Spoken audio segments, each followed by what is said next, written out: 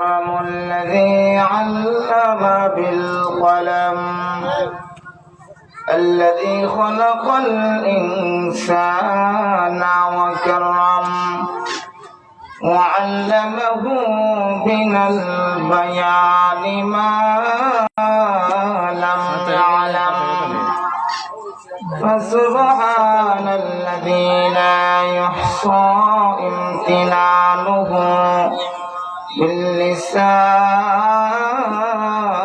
ولا بالقلم ونشهد أن لا إله إلا الله وحده لا شريك له في الخلق والأمر ونشهد أن سيدنا ومولانا محمدا عبد الله ورسوله الذي أرسل إلى الناس كافة بشيرا ونذيرا وداعيا إلى الله بإذنه وسراجا منيرا أما بعد فأعوذ بالله من الشيطان الرجيم بسم الله الرحمن الرحيم والعصر إن الإنسان لفي خسر إلا الذين آمنوا وعملوا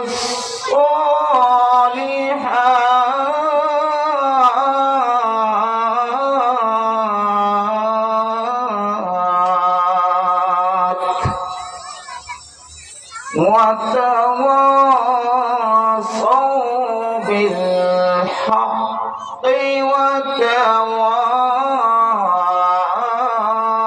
وتواصوا بالصبر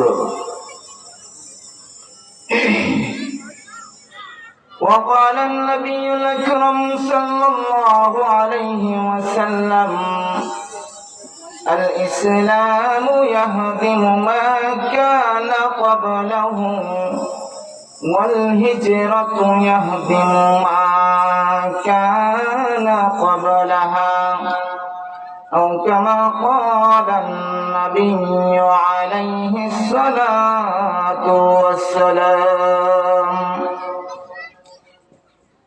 وقال تعالى إن الله وملائكته يصلون على النبي يا أيها الذين آمنوا صلوا عليه وسلموا تسليما صلى الله على سيدنا ومولانا محمد وعلى آله وأصحابه وسلم الحمد لله Madania Nurania kindergarten ও খাদিমুল কোরআন মহিলা মাদ্রাসা কর্তৃক আয়োজিত আজকের এই বর্তমান অধিবেশনে সম্মানিত মুরব্বিয়ানে আজম ওস্তাদ কুল্লর সভাপতি সাহেব ও বিভিন্ন অঞ্চল থেকে আগত যুবক ও মুরব্বী বৃদ্ধ বয়স্ক বাবারা পর্দার আড়ালে অবস্থানরত আমার দিন পিপাসু মা ও বোনেরা,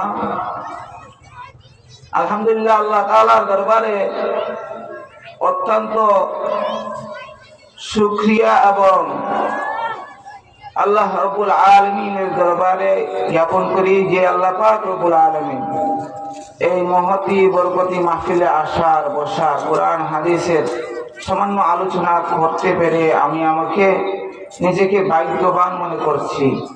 আপনারাও তো ইনশাআল্লাহ ভাগ্যবান, তাই না? এই মাহফিলের ফজিলত, বরকত, মহৎ সব কিছু উলামায়ে কেরাম বর্ণনা করেছেন। আমি আপনাদের সামনে যেই কুরআন শরীফের 103 নম্বর সূরা, সেই সূরাতে 3টি আয়াত আছে, একদম অত্যন্ত সহজ সরল ভাষায় আপনাদের সামনে ব্যাখ্যা করব, আল্লাহ তাআলা যদি তৌফিক দান করেন। এই সূরা কুরআন শরীফের 103 নম্বর সূরা আসর, সূরার মধ্যে আয়াত সংখ্যা 3। এই আয়াতের মধ্যে, এই সূরার মধ্যে আল্লাহ রাব্বুল আলামিন 4টা নির্দেশ দিয়েছেন। কয়টা? 4টা। 1 নম্বর হচ্ছে ঈমান আনয়ন করা। 1 নম্বর কি? ঈমান আনয়ন করা, সৎ কাজ সম্পাদন করা। 2 নম্বর কি? সৎ কাজ সম্পাদন করা। 3 নম্বরে সৎ কাজের আদেশ দেওয়া। 4 নম্বরে সৎ কাজ পালন করতে গিয়ে, সৎ কাজের আদেশ দিয়ে গিয়ে যেই সমস্ত বাধা বিসঙ্গতা আসবে, বিপদ মুসিবত আসবে, যদি মুসিবত আসে ধৈর্য ধারণ করা। কয়টা কাজ? সবাই বলেন কয়টা কাজ? 4টা কাজ। এই 4টা কাজ তো আমরা অত্যন্ত সহজ সরল ভাষায় যদি আল্লাহ তাআলা তৌফিক দান করে ব্যাখ্যা করব। এবং এই সূরা নাজিলের একটু কারণটা আমরা জানলে তাহলে অতি সহজেই তাফসীর করা যায়, ঠিক না? এই সূরা নাজিল হয়েছে রাসূল সাল্লাল্লাহু আলাইহি সাল্লামের শানে। হযরত ওয়ালিদ ইবনে মুগীরা, আস ইবনে ওয়াইল, তারা প্রায় সময় বলতো মুহাম্মদুর রাসূলুল্লাহ সাল্লাল্লাহু আলাইহি সাল্লাম নাকি কতির মধ্যে আছে। কারণ কি? কারণ কি? নবী করিম সাল্লাল্লাহু আলাইহি সাল্লামকে তারা উপহাস করতো, ঠাট্টা করতো। হে মুহাম্মদ, তুমি তো আমাদের বাপদাদার ধর্ম ছেড়ে তুমি কোন এক ধর্মের দিকে দাওয়াত দিচ্ছ, কোন এক ধর্মের চিন্তা চেতনা করতেছো, যেই ধর্মটা আখিরাতের ধর্ম, সেটার মধ্যে তুমি গিয়া আসলেই তুমি ক্ষতিগ্রস্তের মধ্যে। বলেন না নাউজুবিল্লাহ। আরেকজন আছে হযরত আবু বকর রাদিয়াল্লাহু তাআলা আনহু, বন্ধু মানুষ, তালাদা ইবনে উসাইদ আবু বকর রাদিয়াল্লাহু তাআলা আনহুর সাথেই চলাফেরা করতেন।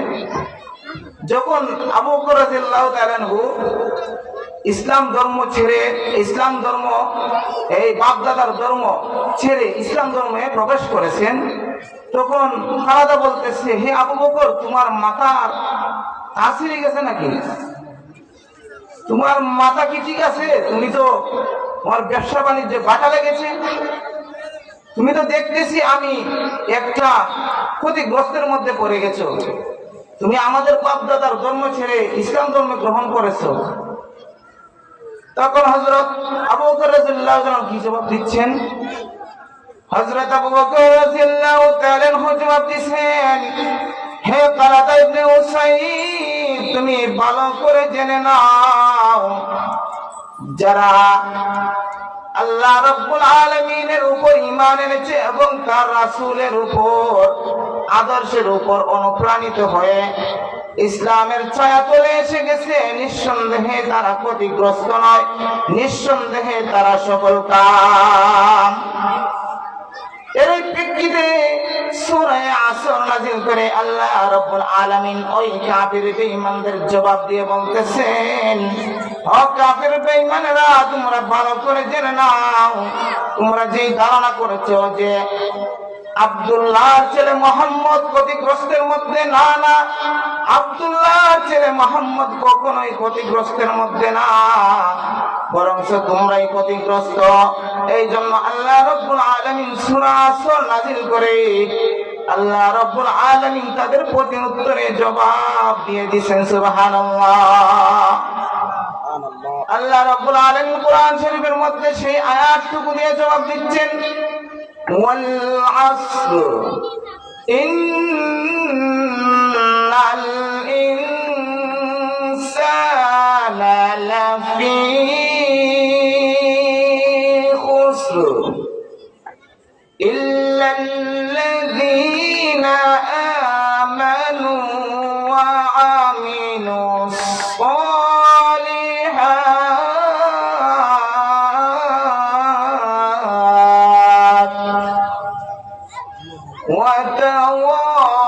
وتواصوا بالحق وتواصوا بالصبر الله أكبر আল্লাহ রাব্বুল আলামিন আসরের কসম করে বলতেছেন, আসরের ব্যাখ্যা করার সময় না, একটা সময়ের কথা মুফাসসিরিনে কেরাম বলেন আসরের সময় একটা যুগের কথা, অথবা আসরের পর থেকে মাগরিবের সময়ের ভিতরে যে একটা সময় আছে দোয়া কবুলের সময়, সেই সময়ের কথা, সেই সময়ের কসম করে আল্লাহ রাব্বুল আলামিন বলতেছেন ইন্নাল ইনসানা লাফি খুসর, নিশ্চয় মানুষ ক্ষতিগ্রস্ত, ওই সমস্ত মানুষ ক্ষতিগ্রস্ত যারা আমি আল্লাহ রাব্বুল আলামিনকে ভুলে গিয়ে রাসূলের আদর্শকে ভুলে গিয়ে অন্য মতে শয়তানের পথে চলে, তারাই ক্ষতিগ্রস্ত।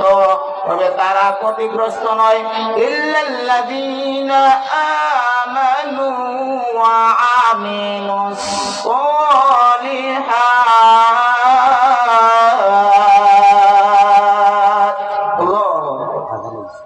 যারা ক্ষতিগ্রস্ত তারা হচ্ছে ক্ষতিগ্রস্ত, তবে তারা ক্ষতিগ্রস্ত নয় যারা ঈমান এনেছে। ইল্লাল্লাযীনা আমানু, যারা ঈমান এনেছে, ওয়া আমিলুস সালিহাত, সৎকর্ম সম্পাদন করেছে, নেক আমল করেছে।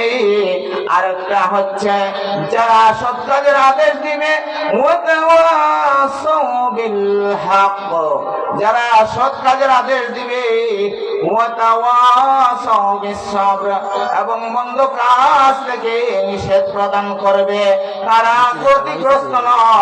এছাড়া বাকি সবাই ক্ষতিগ্রস্ত। এই জন্য আল্লাহ রাব্বুল আলামিন এই যে ক্ষতিগ্রস্ত, তারাই ক্ষতিগ্রস্ত, এরকম ভাবে ৬টা গুণ যাদের মধ্যে আছে তারা হচ্ছে সফল কাম।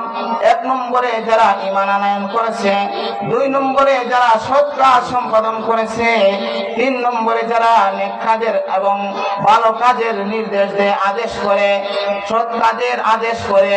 এরকম ভাবে আল্লাহ রাব্বুল আলামিন বলেন সৎ কাজের আদেশ করতে গিয়ে যদি বিপদ মুসিবত আসে, আল্লাহ রাব্বুল আলামিন নিজ দায়িত্বে আল্লাহ রাব্বুল আলামিন তাদেরকে হেফাজত করবে।